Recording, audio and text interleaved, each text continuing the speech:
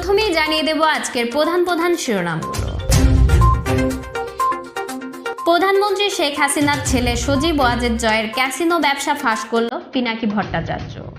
আমি কেন দুর্নীতি করব, কিসের জন্য দুর্নীতি করব, কার জন্য দুর্নীতি করব, এই প্রশ্ন তো আমাদেরও। কিসের জন্য করেন, কার জন্য করেন? পোলা তো একটা অপদার্থ, ক্যাসিনোতে টাকা উড়ায়। তো বাংলাদেশ থেকে জয় বাবাজি তুমি কেন উড়াল দিছিলা আমেরিকায়? হ্যাঁ কয়ে দেবো? এখন কমো না, এখন কমে না, দেশে ফিরে নেই, তারপরে প্রমাণ সহকারে দিব আর কি। হ্যাঁ তোর আর মায়ের তো এত হাউস করে রাজাকারের ঘরে বিয়ে দিছিলা, সেটা তো টিকলো না। হ্যাঁ তো এই টাকা দিয়ে আর কি করবা? দেশের মানুষের রক্ত চিসে যে টাকা পাচার করতেছো, এটা তো 12 ভূতে খাবে, হুদাই বদনাম কামাইলা। পররাষ্ট্রমন্ত্রীর সঙ্গে মার্কিন কংগ্রেসম্যানের বৈঠক, র্যাবের উপর থেকে নিষেধাজ্ঞা প্রত্যাহারে দুই দেশ একসঙ্গে কাজ করবে। এখন জানিয়ে দিচ্ছি বিস্তারিত। রিজার্ভ নিয়া আমি কি বলছিলাম সেই গত বছর অক্টোবর মাসে, মনে আছে? বলছিলাম রিজার্ভ আগামী বছরের শুরুতে নাইমে আসবে $20 বিলিয়ন। আমি আরো বলছিলাম এইটা হবে আমাদের অর্থনীতির জন্য 7 নাম্বার বিপদ সংকেত। মনে আছে কি আপনাদের? মনে নাই? আচ্ছা আবার দেখেন, এই যে এই ভিডিওটা আমি বলছিলাম। আর কি বলছিলাম শুনেন। দেশের অর্থনৈতিক অবস্থা যেভাবে জয় বাংলা হয়ে যাইতেছে, সেইটা ঠেকানোর কোনো ম্যাজিক হাসিনার হাতে নাই।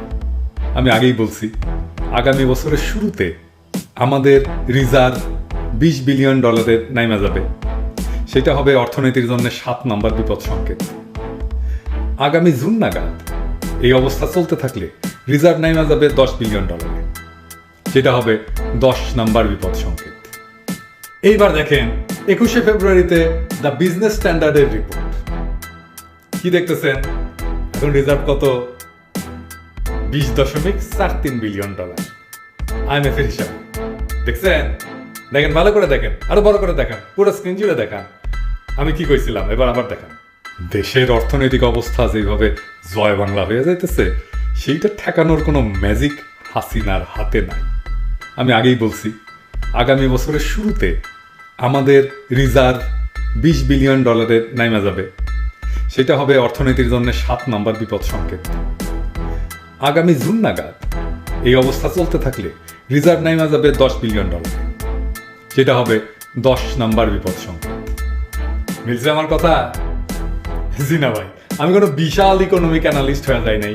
এটা সামান্য কাণ্ডজ্ঞান থাকলেই বোঝা যায়। কিন্তু প্রশ্ন হইতেছে এই সামান্য কাণ্ডজ্ঞান কেন হাসিনা সরকারের একটা লোকেরও নেই? কেন হাসিনার দলের লোকের নাই এই কাণ্ডজ্ঞানটা? পিনাকি ভট্টাচার্য বলেন 2020 থেকে 2030 সাল এই 10 বছরে $8 বিলিয়ন রিজার্ভ বাড়াতে পারবে। আমার আওয়ামী লীগের বন্ধুরা 3 মাসে $4 বিলিয়ন রিজার্ভ কিভাবে বাড়াবা? মামুর বাড়ির আবদার। বাংলাদেশ ব্যাংকের নির্বাহী পরিচালক ও মুখপাত্র সিরাজুল ইসলাম ইত্তেফাককে বলেন সরকার চাইলে সরকারের কোনো কাজে এখান থেকে যৌতিক পরিমাণ অর্থ ব্যয় করতে পারে, তবে এখানে কাউকে ঋণ দেওয়ার চিন্তা বাংলাদেশের ব্যাংকের নেই। হাসিনার বেহিসাবি খরচা তো আছেই। ওই যে কইছে না, হিসাব মানি নাই, আমি খরচ করে গেছি, ওর বাপের টাকা খরচ করে গেছে। রিজার্ভ আসলে খাইয়া দেওয়ার পরিকল্পনা হইতেছিল। হাসিনা বৈদেশিক মুদ্রার রিজার্ভ থেকে সরকারি খাতের বড় বড় উন্নয়ন প্রকল্পে ঋণ দেওয়া যায় কিনা তা বিচার বিবেচনা করতে নির্দেশনা দিয়েছে। তারপরে কিন্তু এইখান থেকে বৈদেশিক মুদ্রার রিজার্ভ থেকে সরকারি খাতের বড় বড় উন্নয়ন প্রকল্পে ঋণ দেওয়া হয়েছে। আচ্ছা, আমরা তো এটা দেখছি তাই না, যে বড় বড় প্রকল্পে সরকারি প্রকল্পে ঋণ দিছে। তারপরে হাসিনা পেনক্লেন কিনছে তাই না? তো হাসিনা সরকারি প্রকল্পের কথা বললে এরপর থেকে কয়েকজন বেসরকারি উদ্যোক্তা সরকারের উচ্চ পর্যায়ে তদবির করা শুরু করে রিজার্ভ থেকে লোন পাওয়ার জন্য। মানে রিজার্ভ থেকে সরকারি ঋণ নেওয়ার একটা ফাঁক হাসিনা তৈরি করে দিল, আর ওই ফাঁক দিয়া তার লেসপেন্সার গুলো ঝাঁপায় পড়লো রিজার্ভের উপর। পিনাকি আরও বলেন গত বছর 2020 জুলাই জাতীয় অর্থনৈতিক পরিষদ একনেকের সভায় প্রধানমন্ত্রী শেখ হাসিনা বৈদিক মুদ্রার রিজার্ভ থেকে সরকারি খাতের বড় বড় উন্নয়ন প্রকল্পে ঋণ দেওয়া যায় কিনা তা বিচার বিবেচনা করতে নির্দেশ দেন। তারপরে বৈদেশিক মুদ্রার রিজার্ভ থেকে বড় বড় উন্নয়ন প্রকল্পে দেওয়া হয়েছে। জুলাই মাসে বাংলাদেশ ব্যাংকের কাছে $906 বিলিয়ন মানে 7,684 কোটি টাকা ঋণ চেয়ে আবেদন করে বেসরকারি শিল্প গ্রুপ ওরিয়ন।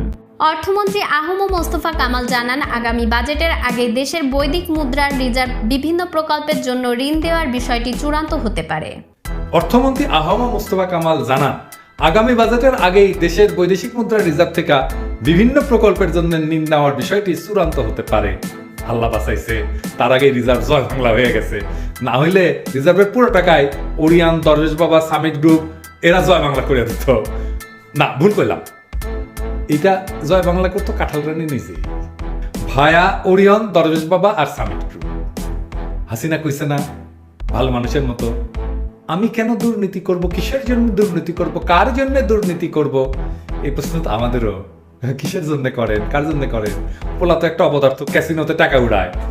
তো বাংলাদেশ থেকে জয় বাবাজি তুমি কেন উড়াল দিছিলা আমেরিকায়? হ্যাঁ, কয়া তুমি এখন কমো না, এখন কমে না, দেশে ফিরে নেই, তারপরে প্রমাণ সহকারে দিব আর কি। হ্যাঁ, তোর আর মায়ের হাতে এত হাউস করে রাজাকারের ঘরে বিয়া দিছিলা, সেটা তো টিকলো না। হ্যাঁ, তো এই টাকা দিয়া কি করবা? দেশের মানুষের রক্ত চিসে যে টাকা পাচার করতেছো, এটা তো 12 ভূতে খাবে, হুদাই বদনাম কামাইলা বুড়া বয়সে মরণের আগে। আপোষে ক্ষমতা চাইরা গেলে মাইনসে হয়তো মাফ করতো, কিন্তু ওই যে আমি কইছি না, তুমি হইতেছে সেই মশা যে রক্ত খাইতে খাইতে খাইতে খাইতে খাইতে এত ফুলছো যে উঠতে পারতেছো না। থাবড়া খাওয়ার আগে রক্ত খাইয়া পেট ফুলানো মশার যে নিয়তি, ওই একই নিয়তি তোমার লাইগা অপেক্ষা করতেছে। কি আর করবা, কপাল কপাল। র্যাবের উপর থেকে নিষেধাজ্ঞা প্রত্যাহারে বাংলাদেশ ও মার্কিন যুক্তরাষ্ট্র একসঙ্গে কাজ করবে বলে জানিয়েছেন পররাষ্ট্রমন্ত্রী একে আব্দুল মোমেন। বৃহস্পতিবার নিউ ইয়র্কে মার্কিন কংগ্রেসম্যান ও ফরেন অ্যাফেয়ার্স কমিটির র্যাঙ্কিং সদস্য গ্রেগরি মিক্সরের সঙ্গে অনুষ্ঠিত বৈঠকে মন্ত্রী একথা জানান। শুক্রবার সরকারি তথ্য বিবরণীতে এ সংবাদ জানানো হয়।